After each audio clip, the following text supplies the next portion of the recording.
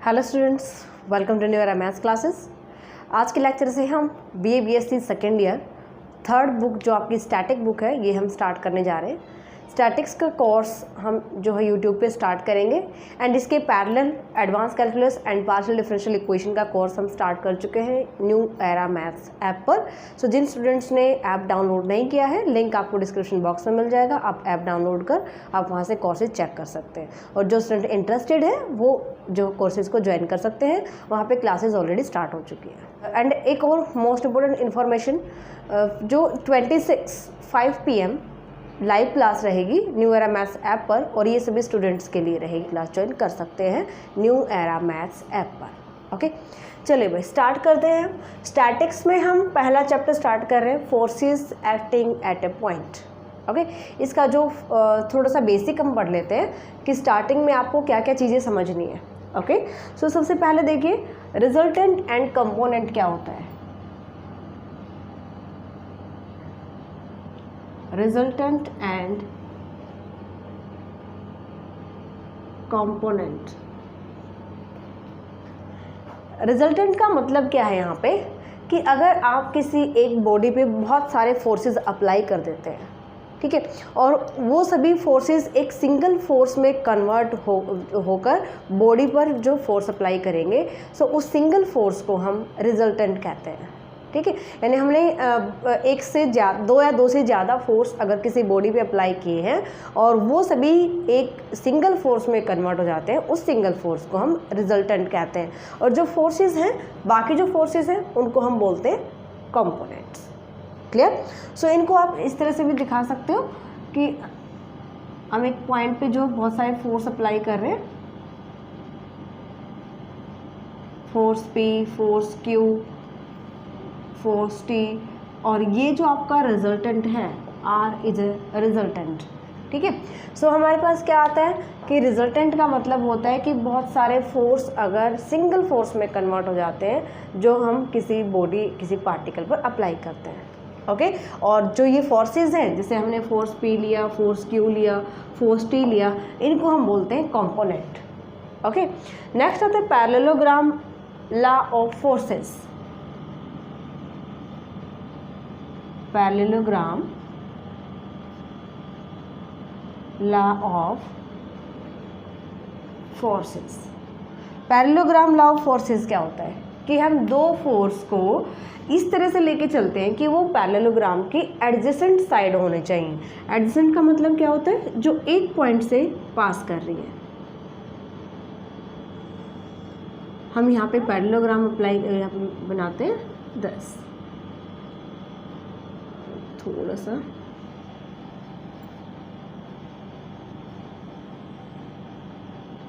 ठीक है। सो ये क्या कहते हैं कि इसके जो दो फोर्स आपने लिए हैं ये दोनों इसके एडजेसेंट साइड होने चाहिए। This point A, B, C and D। Force P ले लेते हैं, फोर्स Q ले लेते हैं।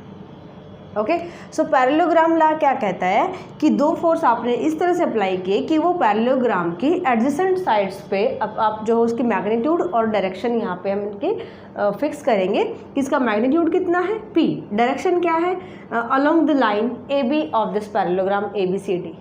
ओके, और फोर्स Q जो हमने अप्लाई किया अलोंग AD, डायरेक्शन हमें पता चल गया A to D और इसका मैग्नीट्यूड हमने Q ले लिया है। ओके, सो दो फोर्स जिनका हमें मैग्नीट्यूड और डायरेक्शन पता है उनको हम इस तरह से अप्लाई करें कि वो दो एडजेसेंट साइड्स के अलोंग आ जाए। सो जो डायगोनल इसी पॉइंट से पास करेगा इस पैरेललोग्राम का, ये इसका रिजल्टेंट होगा। ओके, डायगोनल तो दो हो सकते हैं ना, एक डायगोनल ये भी तो हो सकता है ना। सो डायगोनल हमें कौन सा लेना है, वो डायगोनल जो इसी पॉइंट से पास करे, इसी पॉइंट से जिससे आपको यहाँ पे फोर्सेस की डायरेक्शन आपने यहाँ पे लिए हैं, ए पॉइंट से ही जो डायगोनल पास करेगा वही इन दोनों का रिजल्टेंट होगा। ओके, सो हमारे पास यहाँ से क्या हो जाएगा, अगर आप इस पॉइंट को O से भी रिप्रेजेंट करते हो कोई फर्क नहीं पड़ता। अगर आप यहाँ पे O लेके चलते हो, पॉइंट कोई भी आप ले लीजिए। सो यहाँ से अगर हम देखें बाय पैरेललोग्राम लॉ क्या कहता है, AB plus AD is equal to AC आएगा। AC is a resultant, so addition of force is equal to its resultant होता है. सो इन वेक्टर नोटेशन में भी हम ये पढ़ चुके हैं. सॉरी AB, ए लिया हमने यहाँ पे point. AB plus AD is equal to resultant is along AC line के. क्लियर. सो ये होता है parallelogram law and resultant and component. ये जो फोर्सेस आप देख रहे हो PQ जो है, ये आपको जो फोर्सेस दिख रही है हम इसको बोलेंगे कंपोनेंट, है ना. और जो AC लाइन के अलॉन्ग जो फोर्स है ये इनका रिजल्टेंट होगा. ओके. देखिए भाई, नेक्स्ट जो आर्टिकल है magnitude and direction of resultant. Most important है ये. ठीक है. सबसे इंपॉर्टेंट है मैग्नीट्यूड फाइंड आउट करना एंड डायरेक्शन फाइंड आउट करना. A एंड D ही आएगा. ओके. सो मैग्नीट्यूड कैसे निकालेंगे हम इसका, एंड डायरेक्शन कैसे बताएंगे. डायरेक्शन क्या होता है कि फोर्स के साथ कितना एंगल बनाता है.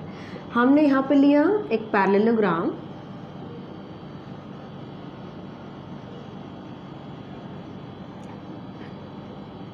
इसके अलॉन्ग हम फोर्स P ले लेते हैं and this is force Q. ठीक है. सो रिजल्टेंट क्या आएगा, रिजल्टेंट जो इसी पॉइंट से पास करेगा वो डायगोनल हमारा रिजल्टेंट होगा by the parallelogram law.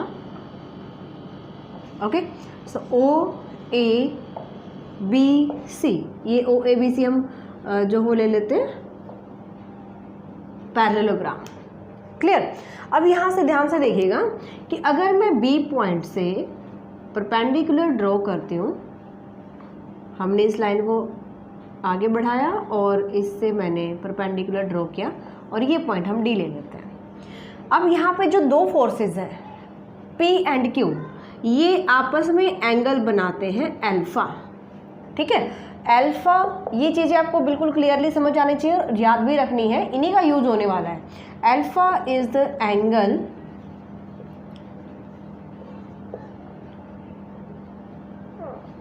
alpha is the angle between forces P and Q. ठीक है. और ये जो रिजल्टेंट है OB लाइन आप देख रहे हो, ये फोर्स P के साथ एंगल बनाता है theta. Clear. Theta with angle between resultant, या फिर आप OB लिख लीजिए, OB एंड OA. क्लियर. अब यहाँ पर देखते हैं, ये एंगल हमारा 90 डिग्री. ओके. हमने परपेंडिकुलर ड्रॉ किया. ये जो OC और AB आप लाइन देख रहे हो, these are the parallel line, और इनका जो ये बीच का एंगल है कितना है, यानी कि ये लाइन को कट कर रही है, सो ये एंगल भी कितना आएगा, alpha. And this angle is 180 minus alpha, क्योंकि कंप्लीट एंगल हमारा 180 और ये जो आप एंगल देख पा रहे हो एंगल BAD इज अल्फा, सो ये एंगल आ गया 180 माइनस अल्फा. क्लियर. अब यहाँ से हमें क्या चाहिए, सबसे पहले magnitude, magnitude of resultant. Magnitude का मतलब रिजल्ट, इसका जो मैग्नीट्यूड है ये R हमने किसके अलोंग लिया है, OB के अलोंग. अगर मुझे OB की वैल्यू यहाँ से पता चल जाती है तो मेरे पास रिजल्टेंट आ जाएगा. ठीक है. और OB की वैल्यू हम कैसे निकालेंगे, इन ट्रायंगल OBD, ये जो आप बड़े वाली ट्रायंगल देख रहे हो, this OBD triangle, in right angle triangle लिखिए, बल्कि in right angle triangle OBD, Pythagoras पर मैं अगर अप्लाई करें, so OB square is equal to OD square plus BD square. ठीक है. अब मुझे यहाँ से BD की और OD की वैल्यू चाहिए. अब ये हम कैसे निकालें, अगर आप यहाँ पे देख पा रहे हो OD की जो वैल्यू है, ये हम इक्वेशन फर्स्ट ले लेते हैं.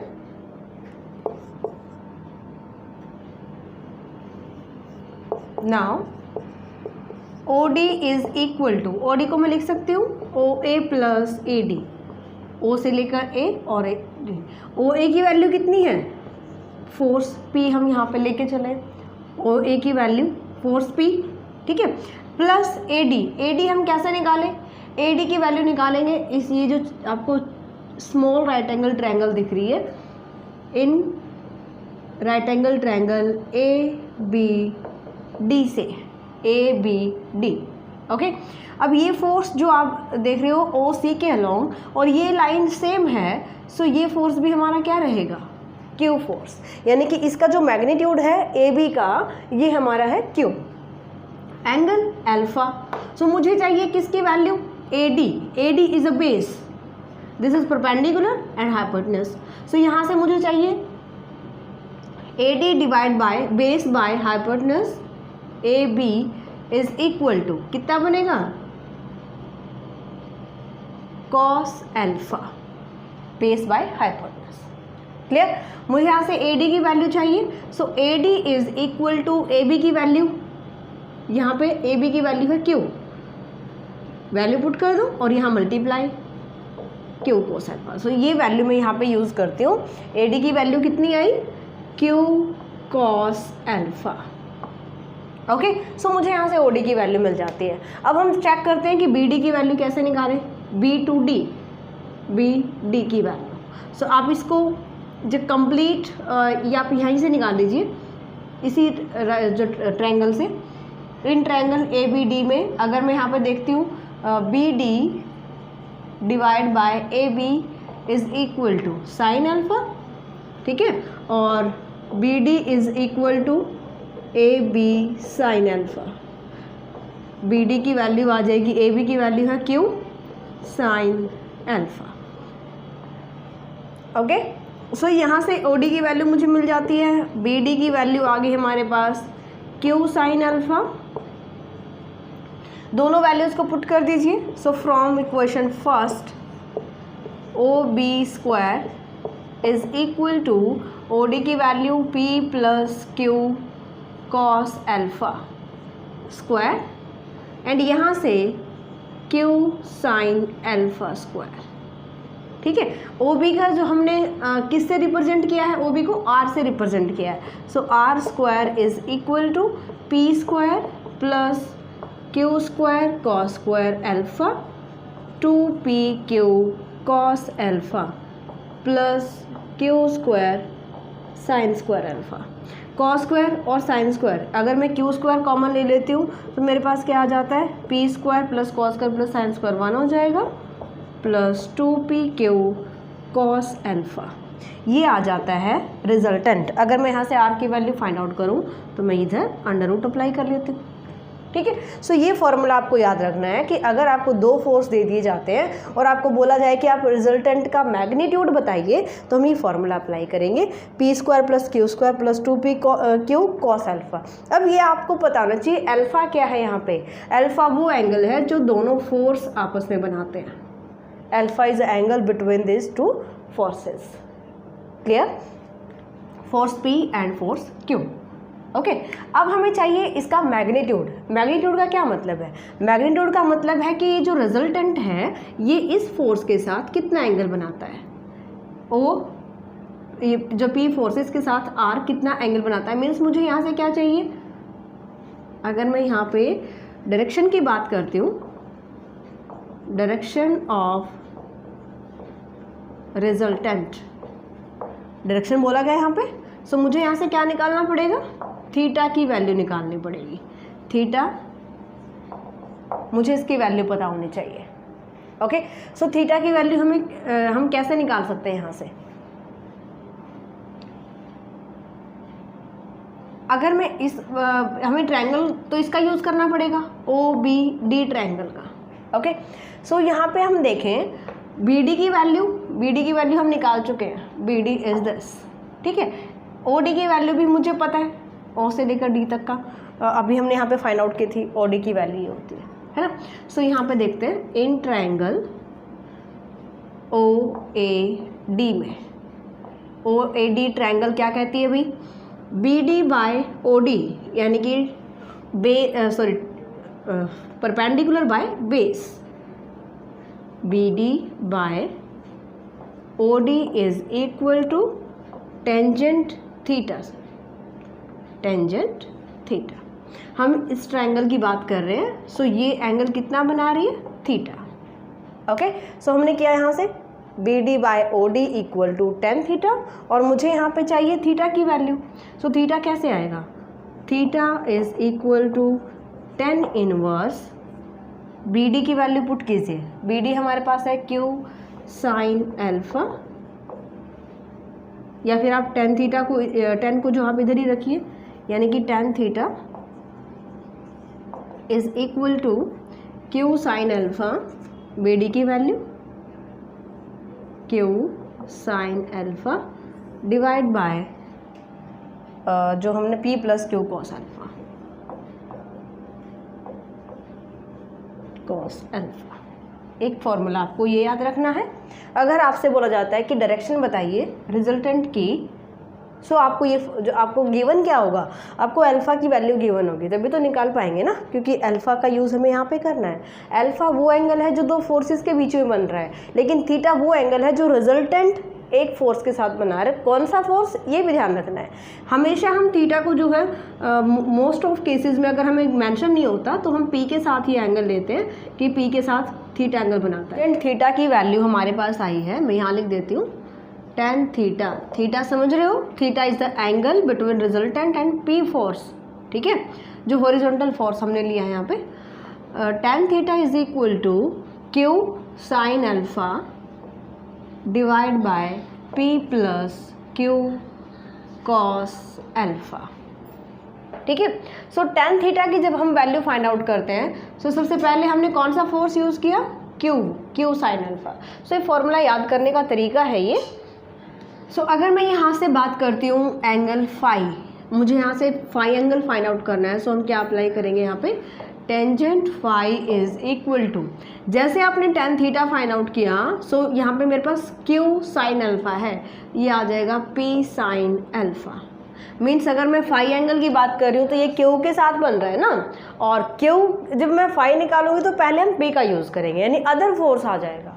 ये याद करने का तरीका होता है, Q plus P cos alpha, ये आ जाएगा टेंजेंट फाई का फॉर्मूला, यानी कि अगर मैं फाई निकालना है। Okay,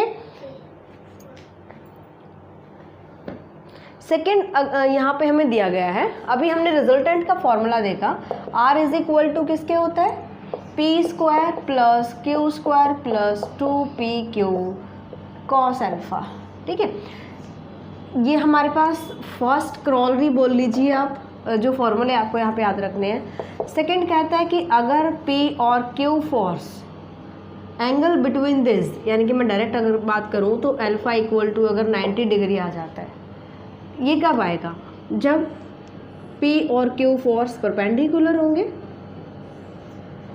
force P force Q and this is resultant.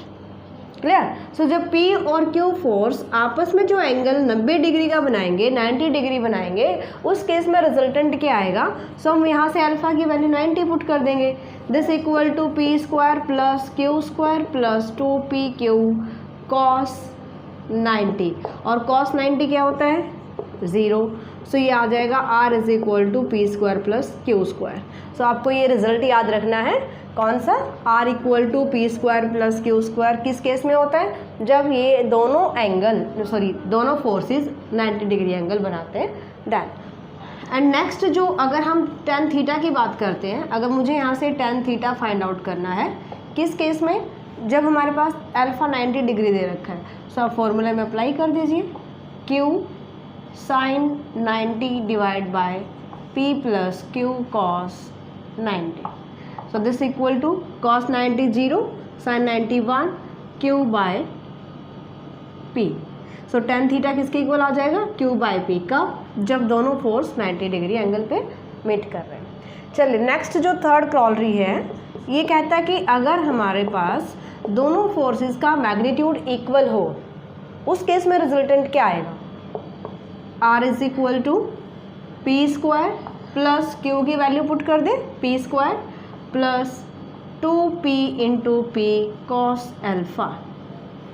So this equal to 2P square plus 2P square cos alpha, 2P square common ले लें, 2p² यानी कि √2p² कॉमन आएगा, यहाँ से 1 प्लस कॉस अल्फा √2p, यहाँ से हमारे पास आ जाएगा 2 cos square alpha by 2, √2 and √2 is 2 into p cos alpha by 2।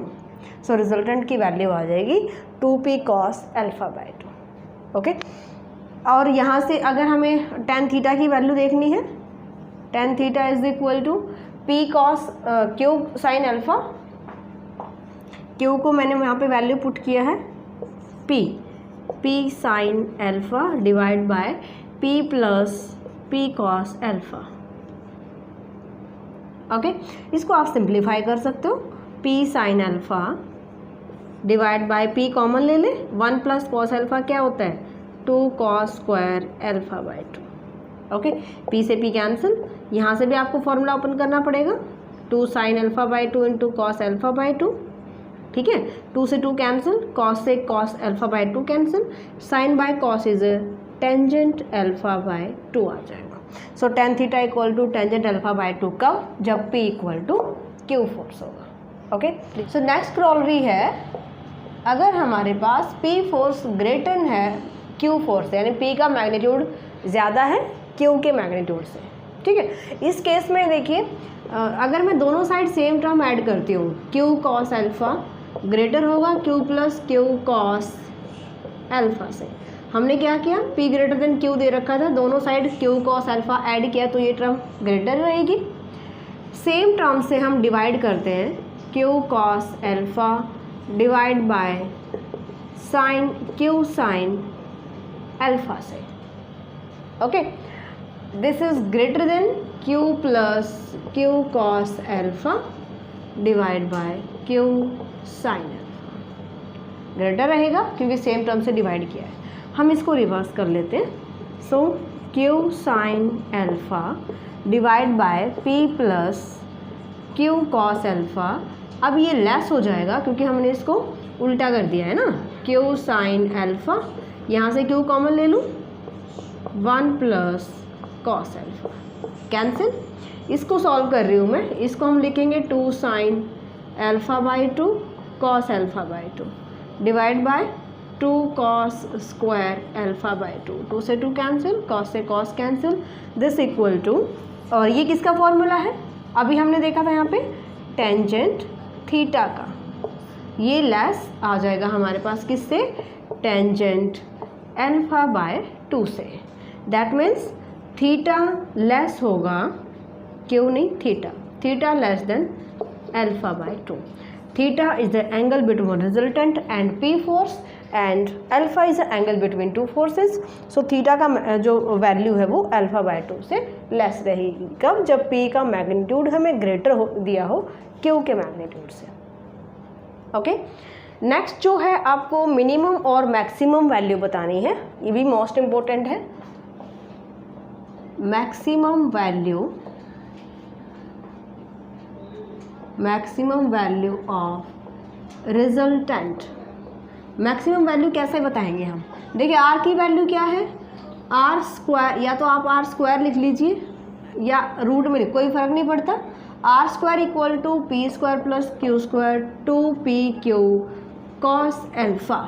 और हमें ये पता है कि cos अल्फा की वैल्यू -1 से 1 के बीच लाई करती है, यानी cos अल्फा की मैक्सिमम वैल्यू क्या हो सकती है, 1 हो सकती है ना। सो यहाँ पे अगर मैं cos अल्फा की वैल्यू 1 पुट कर लेती हूँ, then if we take cos alpha equal to 1, यानी कि maximum value of cos alpha is 1 है। So r is equal to root p square plus q square plus 2p into q। cos alpha की value मैंने क्या put की, 1, क्यों, क्योंकि इसकी मैक्सिमम वैल्यू है। So maximum value of r is क्या आ जाएगी, यहाँ से इसको सॉल्व करें या फिर इक्वल टू लिख लीजिए, equal to p plus q square P square plus Q square plus 2pq, ये आइडेंटिटी बन रही है, स्क्वायर से root cancel, so r is equal to P plus Q. ये कब आया? जब हमने इसकी मैक्सिमम वैल्यू निकाली। यानी अगर आपको दो फोर्स दे दिए जाते हैं और आपको बोला जाता है कि रिजल्टेंट की मैक्सिमम वैल्यू बताइए, सो जब आप उनको ऐड करेंगे तभी आपको रिजल्टेंट की मैक्सिमम वैल्यू मिलेगी। ओके, इसके बाद हम देखते हैं मिनिमम वैल्यू। मिनिमम वैल्यू के लिए हम क्या करते हैं? मिनिमम वैल्यू ऑफ रिजल्टेंट, जहाँ पे हमने कॉस अल्फा की मैक्सिमम वैल्यू पुट की है, जब हम रिजल्टेंट की मिनिमम वैल्यू बताएंगे तो कॉस अल्फा की मिनिमम वैल्यू का यूज़ करेंगे। और कॉस अल्फा की मिनिमम वैल्यू क्या होती है? -1।